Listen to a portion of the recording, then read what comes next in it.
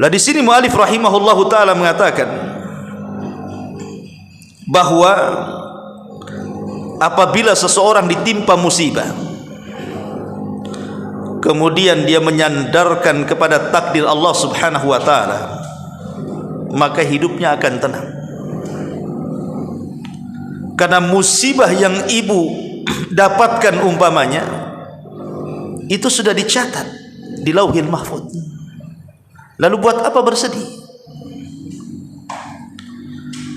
Umpamanya ibu terkena musibah sakit badannya, maka kita katakan, Bu, ya, bukankah sakit yang saya derita ini sudah dicatat di Lauhil Mahfuz sebelum Allah menciptakan saya, bahkan sebelum Allah menciptakan langit dan bumi 500 tahun sebelumnya. Kita lanjutkan kajian kita, masih membahas kitab Fawaidul Fawaid karya besar Al-Imam Ibnul Qayyim rahimahullahu ta'ala. Dan kita masih membahas pada minggu yang lalu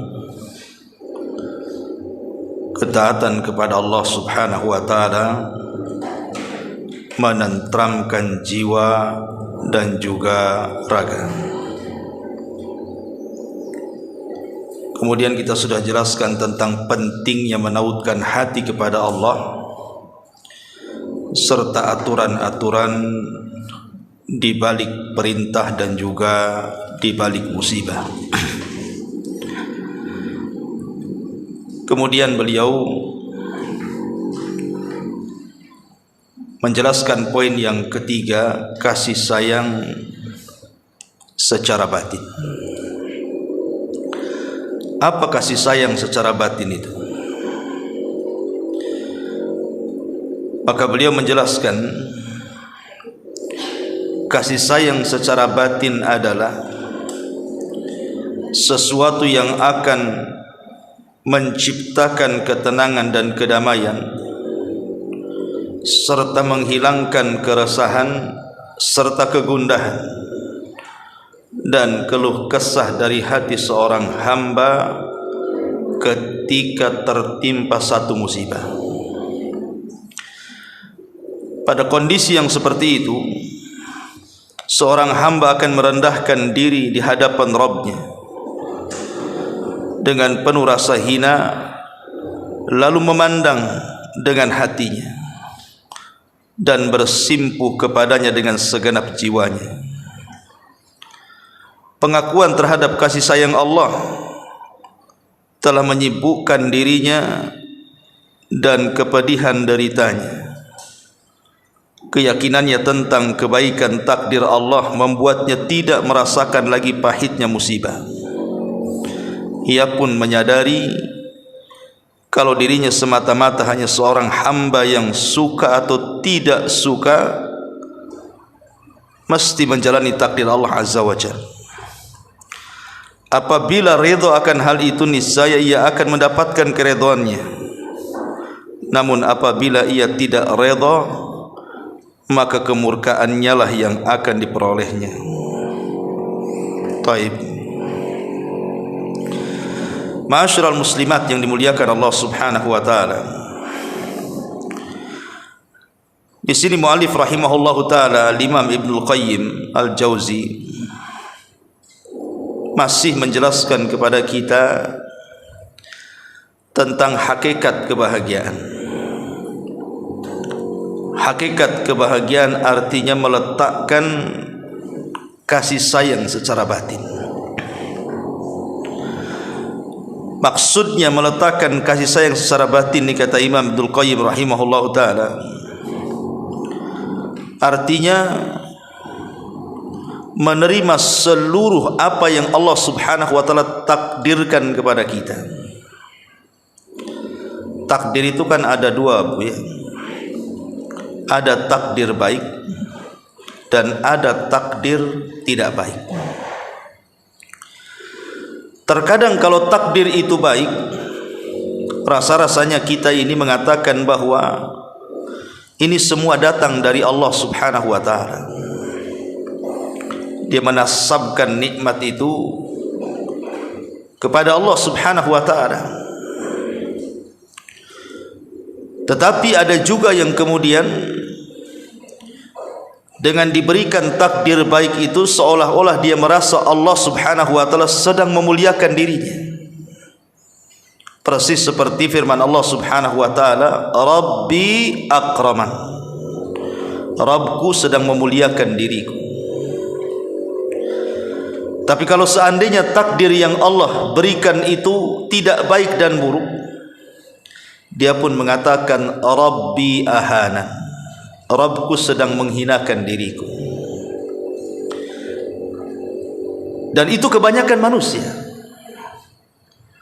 Kalau mendapatkan nikmat dia mengatakan Rabbku sedang memuliakan aku. Tapi kalau mendapatkan ujian dan cobaan, dia pula mengatakan Rabbku sedang menghinakan aku. Padahal dia tidak paham bahwa ujian itu terkadang baik, terkadang tidak baik, dan dua-duanya baik bagi seorang muslim. Makanya Nabi SAW mengatakan ajaban li amril mu'min. Sungguh heran perkaranya seorang mukmin itu. In asabathu syarra syakara fakanat khairan lahu.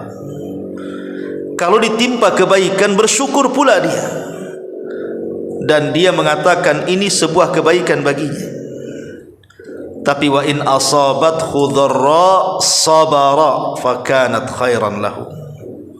Tapi kalau ditimpakan sebuah madarat, keburukan, ketidakenakan dalam hidupnya, maka dia pun sabar, itu pun lebih baik bagi dia.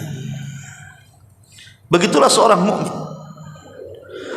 Kalau setiap musibah dihadapi dengan kesabaran, setiap nikmat dihadapi dengan kesyukuran, bahagia tuh hidup itu. Makanya Syekh Muhammad Ibn Abdul Wahhab dalam muqaddimah kitabnya Qawaidul Arba'ah, beliau mengatakan ada 3 perkara yang mengantarkan manusia itu kepada kebahagiaan. Kemudian beliau menyebutkan yang pertama, kalau diberikan nikmat dia bersyukur, kalau diberikan ujian dia bersabar, dan kalau dia berbuat dosa dia segera istighfar. Kemudian beliau mengatakan hadhihi thalatha, 3 perkara ini unwanus sa'adah, itulah kunci pokok kebahagiaan. Coba saja ibu lakukan 3 perkara ini, pasti ibu bahagia. Kalau ibu dapat nikmat, ibu bersyukur, alhamdulillah, nikmat ini datang dari Allah Subhanahu wa taala. La in syakartum la azidannakum. Sebab kalau kita bersyukur akan nikmat, Allah tambah. Kemudian kalau ibu ditimpa musibah, ibu pula sabar, tidak tasakhut, tidak mengatakan musibah itu azab dari Allah Subhanahu wa taala, dan mengatakan kenapa asih aku saja yang ditimpa seperti ini, kenapa orang lain tidak. Tapi dia mengatakan bahwa boleh jadi musibah yang Allah Subhanahu wa taala berikan kepada kita ini sebuah kebaikan.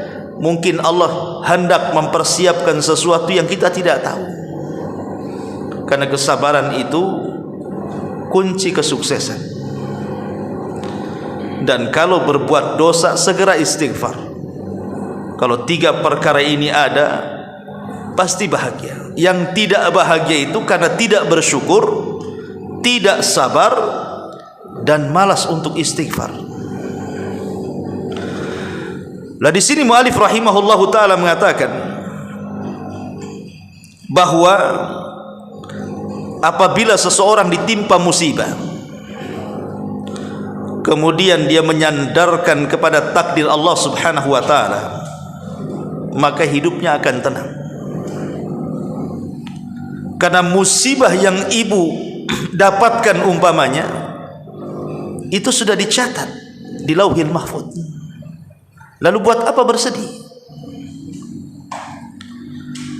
Umpamanya ibu terkena musibah sakit badannya, Maka kita katakan, Bu, ya, bukankah sakit yang saya derita ini sudah dicatat di Lauhil Mahfuz sebelum Allah menciptakan saya, bahkan sebelum Allah menciptakan langit dan bumi 500 tahun sebelumnya. Memang sudah dicatat harus sakit. Dicatat ekonominya memang harus diuji. Dicatat juga kesehatan anak-anaknya harus menguji orang tuanya, dan begitu seterusnya. Kalau orang berjalan dengan takdir itu tenang. Orang kalau berjalan dengan takdir itu tenang. Makanya sering saya katakan, dahulu ada seorang ulama salaf namanya Al-Asam. Dijelaskan bahwa beliau ini ulama yang paling tenang hidupnya, Bu. Jadi kalau dia dibicarakan keburukannya oleh manusia, selalu mendoakan kebaikan kepada orang yang mengucapkannya. Jadi kalau dikatakan si fulan menjelek-jelekan dirimu wahai syekh, maka dia mengatakan semoga Allah memaafkan dia. Si fulan menggibah Anda, maka dia mengatakan semoga Allah memberikan hidayah kepadanya. Si fulan menghina Anda loh, semoga Allah subhanahu wa ta'ala memberikan petunjuk sama dia. Kan tenang, Bu, kalau ibu diejek kemudian itu yang keluar kan, Bu. Pamanya saya katakan, Bu, saya tadi ketemu orang, dia ngata-ngatai ibu, ibu ini begini. Kemudian ibu katakan semoga Allah memaafkan dia. Bisa enggak tuh ngomong gitu tuh? Saya yakin enggak bisa. Paling ibu katakan, ngomong apa dia? Gitu. Kan itu ya. Apalagi yang diomongkan tuh? Berapa poin tuh? Pasti ibu serang balik kan gitu ya. Tapi coba kalau seandainya cara menyikapi sebuah musibah itu ibu bawa ke positif. Seperti tadi Al-Imam Asam ini. Si fulan ada yang menghina Anda, semoga Allah memaafkannya. Si fulan menggibah Anda, semoga Allah memberikan hidayah kepadanya. Tenang, Bu, kalau kayak gini. Tapi kalau ibu kemudian saya katakan, Bu, si fulan menjelek-jelekan ibu, ayo kita datang kepada, ngomong apa dia? Ayo, saya ingin ketemu. Itu tidak akan bahagia hidupnya. Makanya, Bu, sebenarnya kata-kata orang itu tidak membahayakan kita. Kalau ada orang bicara, Bu, walaupun pembicaraan itu tidak baik, mungkin bentuknya penghinaan, mungkin bentuknya perendahan, cacian, makian, sebenarnya tidak akan memudaratkan hati ibu. Yang menjadikan hati ibu sempit gara-gara ucapan orang itu karena memikirkan yang diucapkannya. Tapi kalau ibu tidak memikirkan isi ucapannya, biarkan orang itu mengucapkan, gak akan sakit hati kita. Biar sajalah dia ngomong, nanti kan capek sendiri. Tapi kalau ibu memikirkan ucapan orang itu yang membuat hati pula kita tak bahagia. Makanya biarkan orang bicara, tapi ibu jangan memikirkan apa yang dibicarakan. Mengalir begitu saja. Jadi sang alim ini ditanya kuncinya, kenapa engkau bisa tenang menghadapi ucapan manusia itu? Maka salah satu jawabannya adalah karena aku yakin bahwa rizkiku tidak mungkin diambil orang lain. Aku sangat yakin bahwa rizkiku tidak mungkin diambil orang lain. Jadi kalau kita yakin bahwa rizki yang Allah rizkikan kepada kita itu yakin tidak mungkin diambil orang, tenang hidup kita. Lalu kenapa mesti curiga sama orang? Ibu buka warung, kemudian sebelahnya buka warung, laris pula lah yang sebelah itu, sepi pula warung kita. Kalau seandainya ibu yakin bahwa tidak mungkinlah warung sebelah itu mengambil rizki dari yang Allah rizkikan kepada kita, ibu akan tenang. Mungkin sudah rizkinya dia rame, mungkin belum rizkinya saya belum rame. Kan tenang tuh. Ya saya kan hanya ikhtiar berdoa saja, semoga Allah Subhanahu wa taala melariskan dagangan saya. Kalau sikap kita seperti ini berjalan dengan takdir, Bu, tenang. Tapi kalau tidak berjalan dengan takdir, itu hidupnya was-was, Bu. Jangan-jangan pakai dukun tuh. Jangan-jangan rajahnya banyak tuh. Jangan-jangan dia hasad dengan saya. Jangan-jangan meletakkan apa. Jangan-jangan akhirnya tidak tenang hidupnya. Karena hidup dengan kalimat jangan-jangan akhirnya. Begitu juga perkara-perkara yang lainnya. Yakin bahwa rizki kita tidak mungkin diambil orang lain. Satu dunia mencaci maki ibu, tidak mungkin berkurang rizki ibu. Tidak mungkin berkurang rizki ibu. Karena rizki itu tidak mungkin diambil orang. Berjalanlah dengan takdir. Silahkan menghina, mencaci, memaki saya. Toh saya juga tidak akan bergeming dengan cacian makian itu. Karena aku yakin rizki Allah tidak mungkin diambil orang yang mencaci maki saya. Karena biasanya kalau ada orang yang menghina itu, hakikatnya dia tidak punya yang ada pada diri kita. Makanya dia menghina kita. Dari sini ulama mengajarkan kepada kita, sebisa mungkin jangan terpengaruh hati itu dengan ucapan manusia. Makanya sering saya istilahkan, Bu, jadikan hati itu seperti pintu. Jadikan hati itu seperti pintu. Apa maksudnya? Ibu kalau dalam rumah kemudian bising, Bu, pasti ditutup pintunya. Kalau masih bising juga, masuk ke kamar, ditutup lagi pintunya supaya tidak mendengar ucapan-ucapan yang bising dari luar masuk ke dalam rumah, kan? Itu telinga kita. Lah jadikan juga hati kita itu seperti telinga yang kalau merasa bising ditutup pintunya. Lah begitu juga hati, kalau sudah mulai hati ini diganggu oleh ucapan manusia, maka tutup rapat-rapat hati itu. Jangan sampai ada ucapan masuk ke dalam hati kemudian ibu terpikir dengan ucapan itu. Berjalanlah dengan takdir Allah. Itulah kata Imam Ibnul Qayyim di sini. Berjalan dengan takdir Allah. Dan kata Imam Al-Asam tadi, rizki kita tidak mungkin diambil orang. Ajal kita, bahagia kita, celaka kita, husnul khotimah, su'ul khotimah kita, semuanya itu berjalan dengan takdir.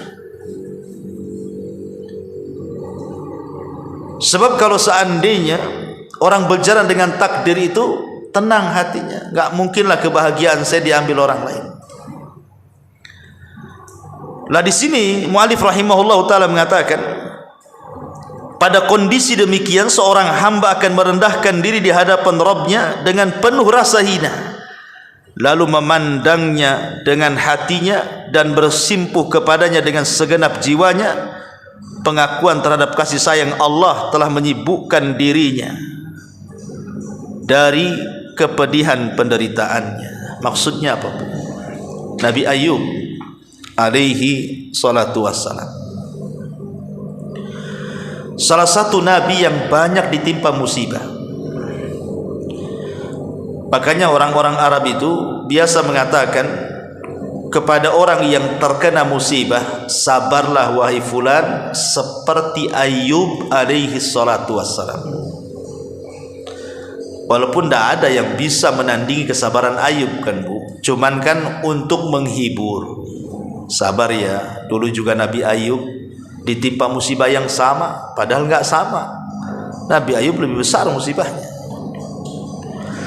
Lah Nabi Ayub alaihi salatu wassalam itu sampai dikenal Imamus Sabirin, imamnya yang ingin mencontoh kesabaran.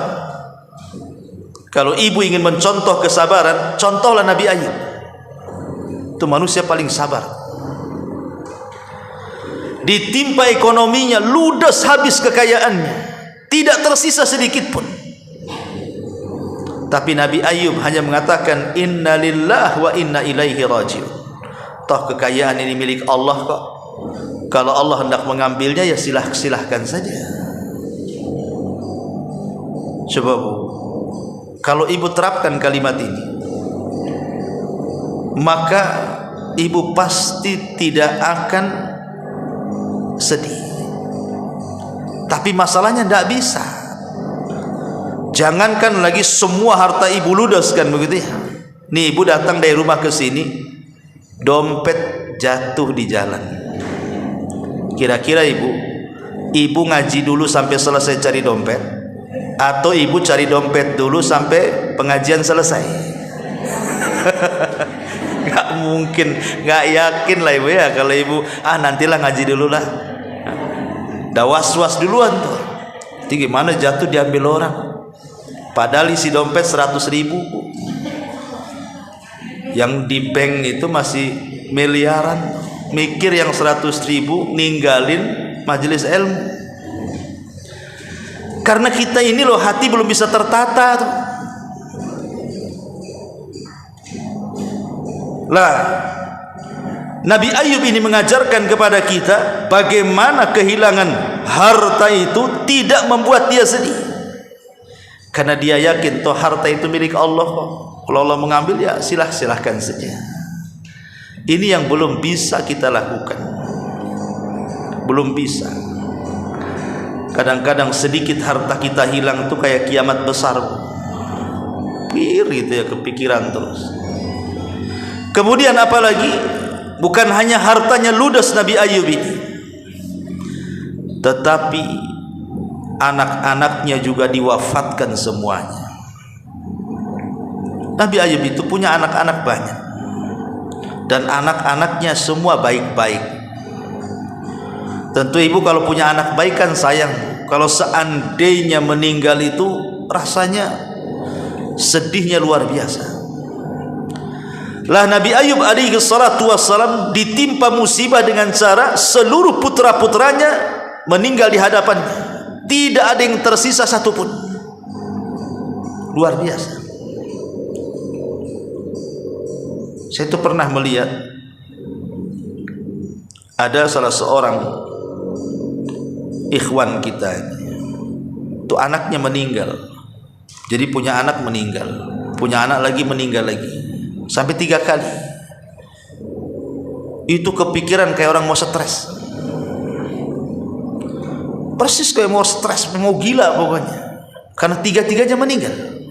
Jadi setiap melahirkan nanti besar sedikit meninggal, melahirkan besar sedikit meninggal, sampai kayaknya hidupnya putus asa. Ya, karena kehilangan anak itu kan beda dengan kehilangan pasangan kan Bu. Kalau ibu kehilangan suami, kawin lagi Bu ya. Tapi kalau ibu kehilangan anak itu tak mungkin lah ambil anak orang. Beda cinta kepada anak kandung dengan anak orang kan beda Bu. Karena namanya anak itu kan si jantung hati bahasanya, memang itu darah daging kita.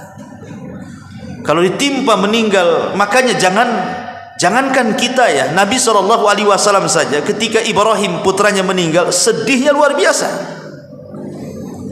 Sampai-sampai mengatakan kepada Abdurrahman ibn Auf itu, wa inna li firaqika ya Ibrahim lamahzunun.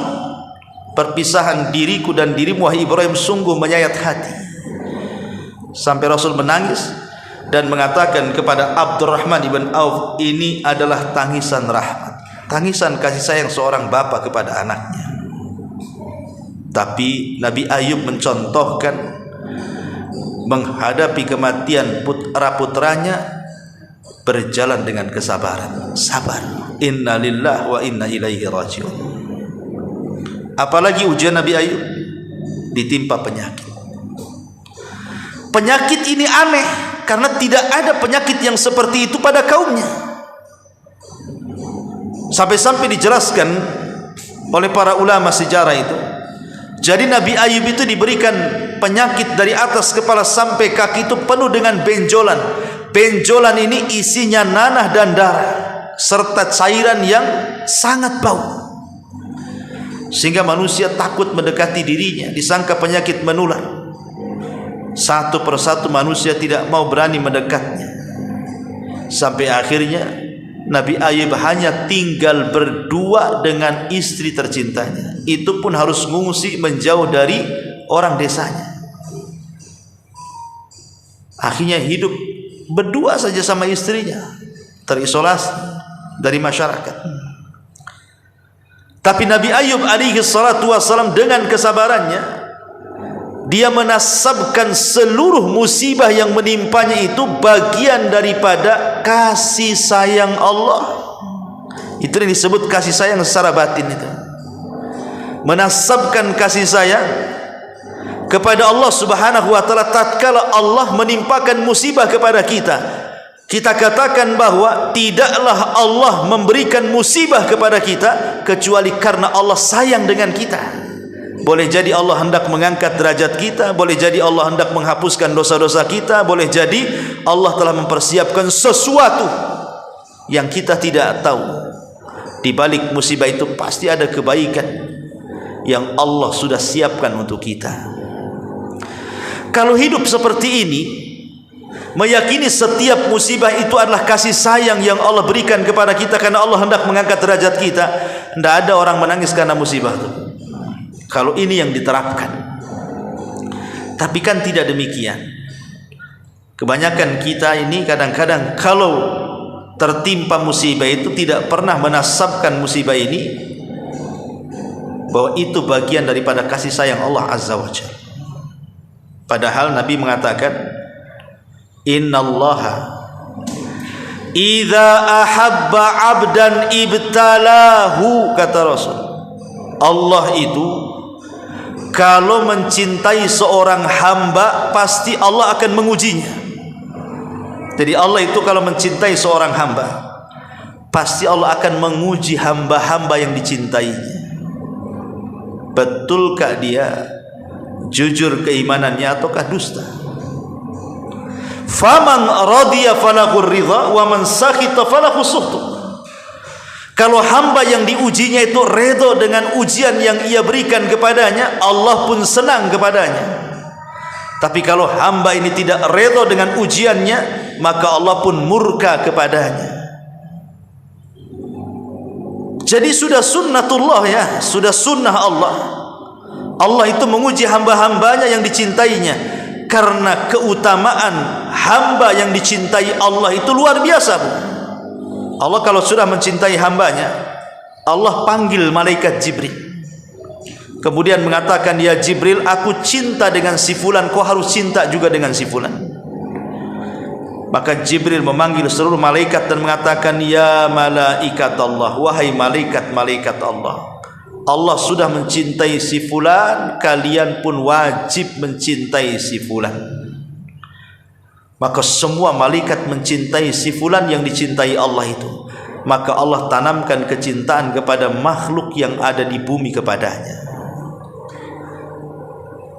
Jadi raihlah kecintaan kepada Allah supaya seluruh malaikat cinta kepada kita, dan Allah tanamkan kecintaan kepada manusia kepada kita dengan cara apa? Salah satunya apabila Allah memberikan musibah kepada kita, maka redhalah dengan musibah itu. Katakan bahwa musibah ini karena cintanya Allah dengan kita. Itulah perkataan Ayub ketika dia mengatakan, Rabbi inni masaniya dhur wa anta arhamur rahimin.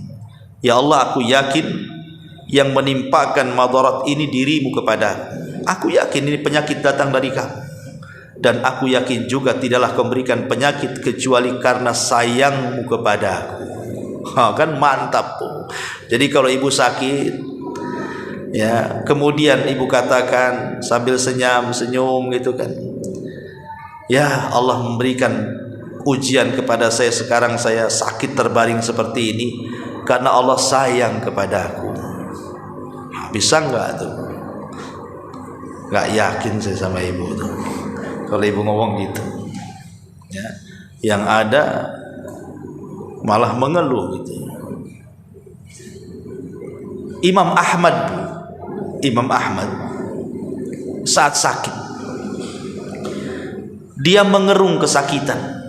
Mungkin bahasa kitanya aduh gitu ya. Ibu kalau sakit kan aduh gitu ya. Dalam bahasa Arabnya disebut anin. Jadi Imam Ahmad di saat sakit keluar anin, keluar kalimat aduh, saking sakitnya yang ia derita atau penyakit yang diderita Imam Ahmad. Kemudian orang sebelahnya mengatakan, ya Imam, anna kalimatal anin minal kalam wal kalamu yuktab.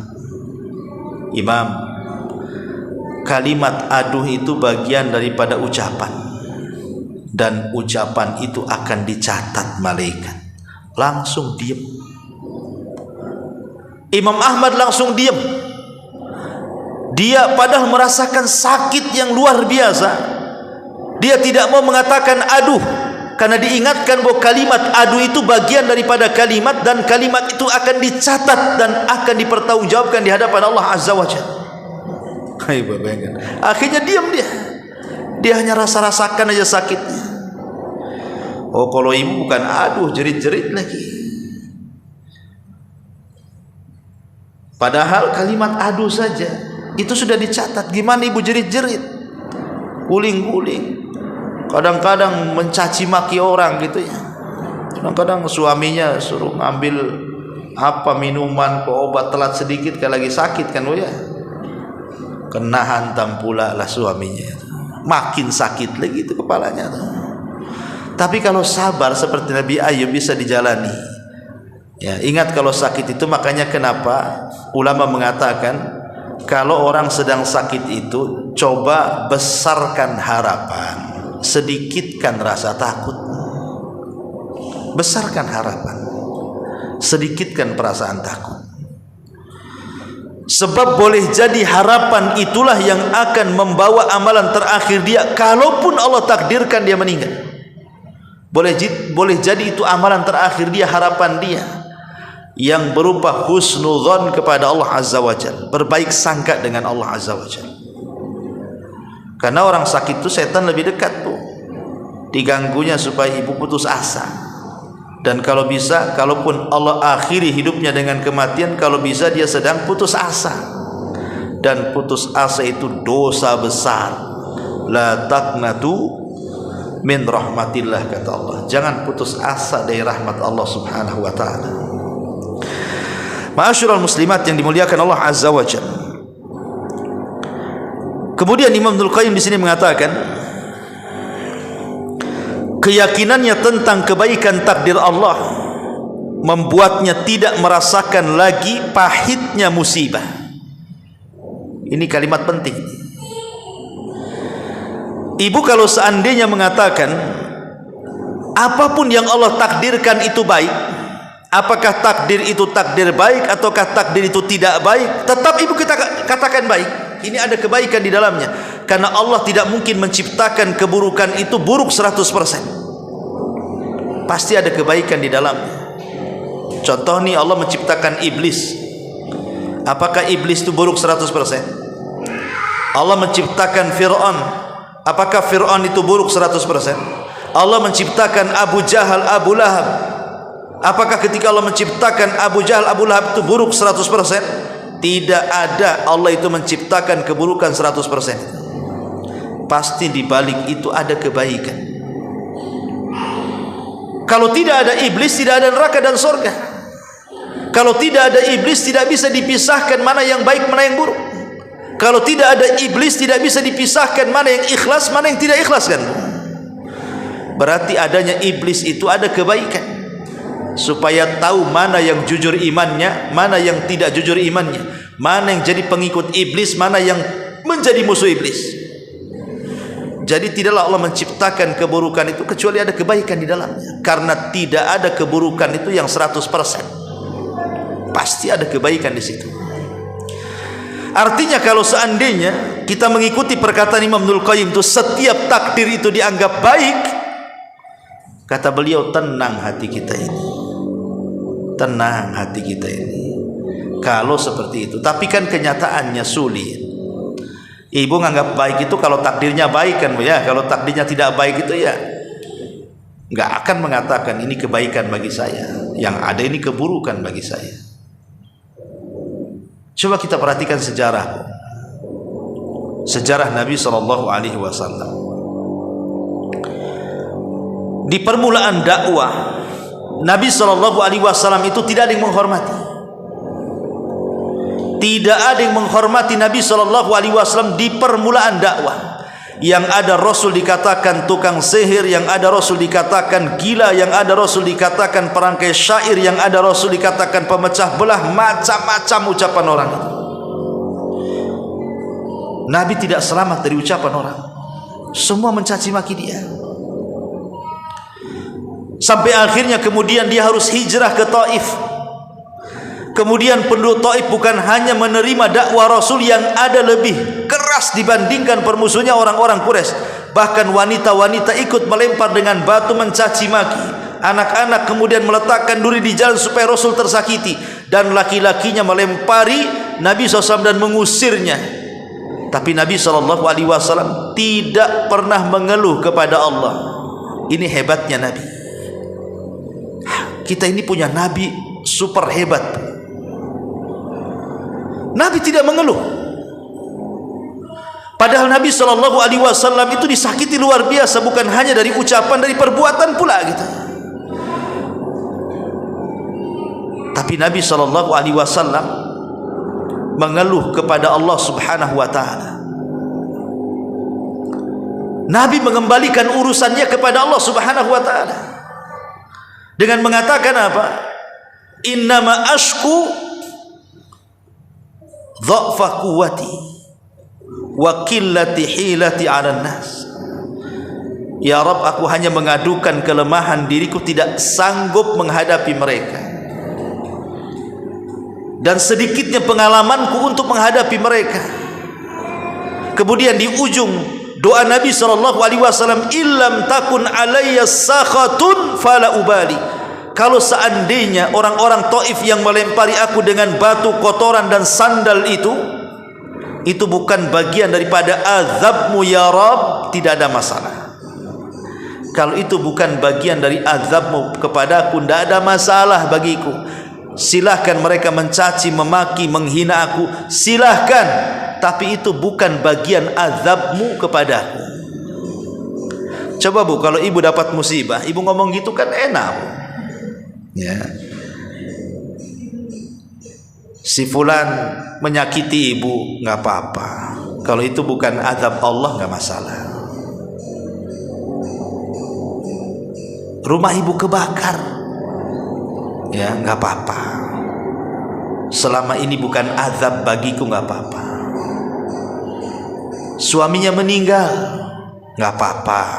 Selama ini bukan azab Allah. Kan kalau kayak gitu kan enak Bu. Ya, ini enggak, terbakar loh itu rumahmu. Itu rumah tetangga tuh. Kan gitu ya. Suaminya jatuh. Itu tuh suami tetangga tuh. Suami saya ada di sini, selamat, alhamdulillah. Ya. Jadi Nabi SAW memberikan konsep kepada kita dalam menghadapi situasi sulit, situasi musibah, dengan mengatakan, selama musibah yang menimpa diriku bukan azab dari Allah, tapi itu bentuk kasih sayang Allah, nggak apa-apa. Dah masalah musibah-musibah itu, silahkan timpakan musibah itu kepadaku, selama itu bukan azab, itu bentuk musibah, itu rahmat Allah kepada kita. Itulah konsep Nabi SAW, mengadukan setiap permasalahan kepada Allah. Makanya para ulama mengatakan, siapa yang punya masalah, kemudian ibu angkat kedua tangan, kemudian ibu panggil Allah dengan mengatakan ya Rabb, maka ucapan ya Rabb itu tidak akan mengecewakan ibu.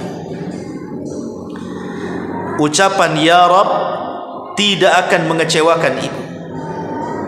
Ibu kalau ada masalah, adukan segera kepada Allah Azza wa Jalla, agar Allah Rabb kita itu menyelesaikannya.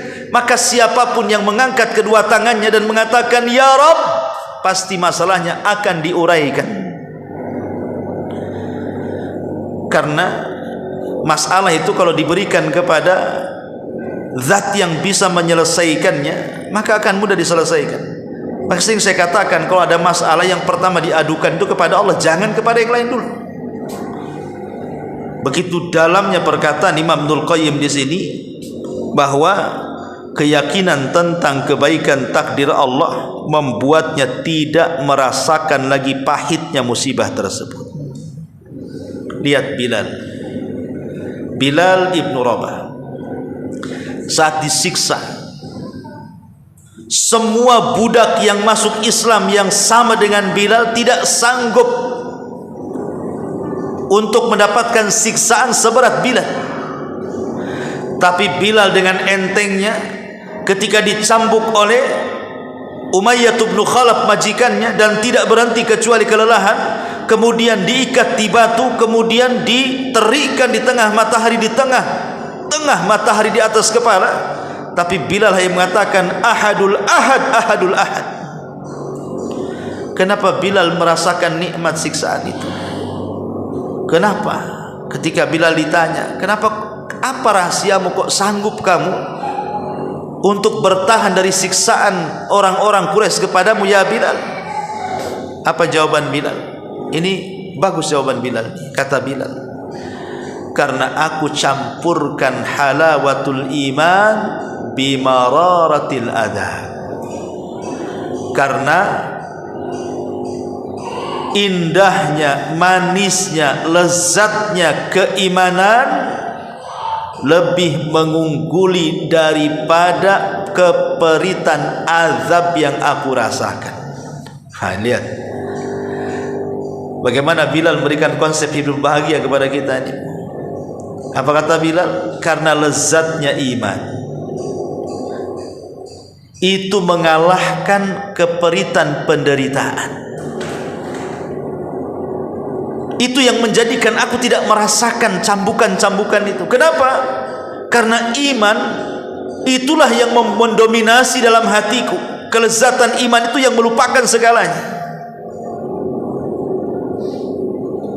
Harusnya kita seperti itu. Ambil konsep Bilal bin Rabah radhiyallahu anhu. Jadi kalau seandainya kita ditimpa musibah nih, maka segera ibu melakukan ibadah, ketaatan kepada Allah Subhanahu wa taala, karena ketaatan kepada Allah itulah penentram jiwa dan raga dalam bab ini. Supaya ketika ibu taat, mulai ketika musibah itu makin ditingkatkan ibadahnya, nanti kelezatan ibadah yang ibu lakukan itu akan mengurangi memikirkan musibah yang sedang menimpa ibu. Itu maksudnya. Ya memang berat, tapi kan harus dilatih, ya. Kemudian mu'alif rahimahullahu ta'ala mengatakan, ia pun menyadari kalau dirinya semata-mata seorang hamba yang suka ataupun tidak suka mesti menjalani takdir Rabbnya. Manusia tidak mungkin lepas dari takdir, siapapun dia. Maka apabila redha akan hal itu, niscaya ia akan mendapatkan keredhaannya.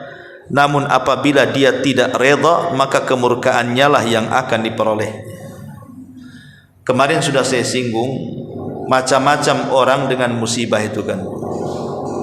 Maka yang terburuk dari orang yang mendapatkan musibah itu, apabila satu hatinya tidak ikhlas, lisannya tidak redha karena mencela Allah, dan juga dia marah seolah-olah musibah itu azab yang sedang ditimpakan kepadanya.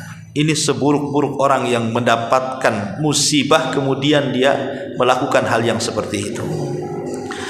Ma'asyiral muslimat yang dimuliakan Allah Azza wa Jalla, inilah perkataan mu'alif. Kemudian yang terakhir beliau tutup, kasih sayang secara batin ini merupakan buah dari muamalah batiniyah, kesalehan batin yang disebut sebelumnya. Semakin soleh batinnya, semakin bertambah kasih sayang secara batin yang diperolehnya. Sebaliknya, semakin berkurang kesolehan batinnya, maka semakin berkurang kasih sayang secara batin yang diraih. Maksudnya tetap kembali kepada kesolehan hati. Kalau hati ini baik, maka badan juga akan tergerak untuk melakukan kebaikan. Tapi kalau hati ini jahat, maka badan pun akan tergerak untuk melakukan kejahatan. Makanya di tempat lain saya jelaskan pembahasan tentang rahatul bal. Di antara satu sifat penduduk sorga itu adalah Allah anugerahkan kepada penduduk sorga itu rahatul bal, kebahagiaan mutlak pada hatinya. Karena seluruh penduduk sorga itu cuma satu hati, Bu. Kalau kita di dunia kan banyak hati. Walaupun ibu kumpul di satu pengajian nih, yang kumpul-kumpul di sini itu kan macam-macam kan hatinya, Bu. Ada yang hatinya sedang dendam sama kawan sebelahnya, ya, ada yang hatinya memikirkan hutang mau bayar ke sebelahnya, ada yang hatinya sedang terpikir macam-macam kan, Bu ya. Itu di dunia itu kan hati macam-macam tuh. Tapi kalau di sorga itu cuma satu hati, ya. Jadi di sorga itu satu hati karena Allah cabut segala sesuatu yang bisa menyedihkan hatinya. Makanya penduduk sorga itu tidak ada yang dendam, tidak ada yang hasad, tidak ada yang marah, tidak ada dengki, tidak, pokoknya betul-betul wa naza'na ma fi sudurihim min ghillin ikhwana. Kami cabut segala sesuatu yang bisa mengotori hatinya, sehingga semua penduduk sorga itu ata biqalbin salim, datang dengan buah hati yang selamat. Kenapa? Dan itulah rahasia kenapa penduduk sorga bahagia, ya. Rahasia kenapa penduduk sorga itu bahagia, karena hatinya tidak ada penyakit, semua dicabut. Maka rahasia besar bahagia itu sekali lagi adalah dengan cara rahatul bal. Bahagiakan hati, maka yang lainnya bahagia. Tapi kalau hati sempit, yang lain ikut sempit. Itu yang dikatakan Ibnul Qayyim di sini. Yang penting hati itu tenang, maka yang lain ikut tenang. Tapi kalau hati tidak tenang, yang lain tidak akan tenang. Makanya kenapa hati para ulama, walaupun badan-badan mereka di penjara, Bu, para ulama itu tidak pernah merasakan sedih. Bahkan ada seorang ulama mengatakan, kalau seandainya para raja, kalau seandainya anak-anak raja itu tahu betapa bahagianya kita para ulama di dalam penjara, tentu mereka akan datang menghunuskan pedang-pedang mereka di kepala kita. Ini ucapan para ulama salaf dulu. Kalau seandainya para raja dan anak-anak raja itu mereka mengetahui betapa bahagianya kita para ulama di penjara ini, tentu mereka akan datang dengan pedang dan memenggal kepala kita. Kenapa jasad-jasad para ulama, walaupun mereka di penjara seperti Ibnu Taimiyah, di penjara sekian tahun, Imam Ahmad di penjara sekian tahun, Imam Bukhari, Imam Syafi'i, para ulama salaf dulu itu banyak di penjara oleh pemerintah, tapi mereka tenang-tenang saja. Karena yang di penjara itu hanya fisiknya saja, hatinya tidak di penjara. Makanya kemudian batinnya tenang-tenang saja para ulama itu, karena mereka menyangka silahkan badan saya kalian penjara, tapi hati tidak bisa dipenjara. Makanya kenapa hati para ulama itu adalah hati yang sangat mulia, dan kemuliaan hati itu ada pada hati tidak berubah. Coba Bu, kalau bisa hati ibu itu jangan berubah. Baik mendengar orang yang mencela ibu, baik mendengar orang yang memuji ibu, jangan berubah. Sebab ibu ini kadang udah berubah masalahnya. Kalau ada yang muji, langsung ambil cermin. Betul nggak ya orang itu ngomong saya ya? Kayaknya langsung besar lah hidungnya tuh Bu. Tapi kalau dengar ada orang yang mencela, langsung ciut, langsung terasa terhina dengan ucapan orang. Coba kalau seandainya kita jadikan sama antara pujian dan celaan. Anda mau mencela silahkan, Anda memuji ya silahkan. Hati saya tidak pernah berubah. Bahagia Bu kalau kayak gini. Ibu bisa tidak mempedulikan celaan dan pujian, tidak menjadikan memuji kemudian besar kepala kita, tidak pula menjadikan celaan itu mengecil pula kepala kita. Karena orang-orang yang mereka meladeni ucapan orang ketika memuji, tiba-tiba kemudian besar kepalanya, ketika ada yang mencela kemudian kecil, terasa kecil dan hina kita, itu biasanya hidupnya tidak bahagia. Cobalah jadikan kemuliaan itu bukan dari pujian orang, dan juga jangan pernah menjadikan sebuah kehinaan itu karena celaan orang. Celaan orang itu tidak menjadikan ibu terhina, sebagaimana pujian orang tidak menjadikan ibu ini naik pangkat dan derajatnya. Karena izzah itu hanya milik Allah. Siapapun yang Allah Subhanahu wa ta'ala angkat derajatnya, tidak ada satupun makhluk merendahkannya. Tapi kalau Allah sudah merendahkannya, satu dunia mau mengangkat derajatnya tidak akan bisa. Maka kemuliaan itu hanya milik Allah. Walillahi izzatu jami'ah. Kemuliaan itu hanya milik Allah semuanya. Mintalah kepada Allah. Karena terkadang kalau kita melihat orang-orang yang ketika kita sukses mereka tepuk tangan, mengucapkan selamat, tapi ketika kita telungkup, ketika kita gulung tikar dan bengkrap, tangan yang digunakan untuk menepuk saat keberhasilan kita, mereka letakkan di muka-muka saat ketika kita gagal dalam usaha. Lalu apa gunanya tepuk tangan itu? Ya. Ketika kita sukses, mereka tepuk tangan. Ketika kita kemudian jatuh, mereka pun meletakkan tangan di muka-muka mereka. Ketika sukses, mereka mau datang kepada kita. Ketika kita jatuh, mereka sudah satu persatu mundur menjauhi kita. Itulah manusia. Lah karena manusia seperti itu, tidak perlu kita ini datang kepada manusia. Kalau ada masalah datang kepada Allah. Karena sifat manusia seperti itu, Bu. Kalau ibu berhasil, mereka datang. Ibu ini kayak gula. Orang itu kayak semut, datang semua ke ibu, ya ibu. Kalau ibu lagi susah, jauh-jauh. Jangan tuh. Ini orang ini kalau dekat-dekat kayaknya mau pinjam uang nih. Saya tahu nih orang susah nih. Kan ada orang kayak gitu. Tapi kalau dikembalikan kepada Allah Azza wa Jal, maka Allah lah sumber dari segala solusi. Inilah Imam Ibnu Al-Qayyim rahimahullah ta'ala memberikan kepada kita nasihat-nasihat yang indah soal kebahagiaan dengan ketenangan hati dengan cara ketaatan kepada Allah. Itulah penentram jiwa dan juga raga kita. Wallahu a'lam bishawab.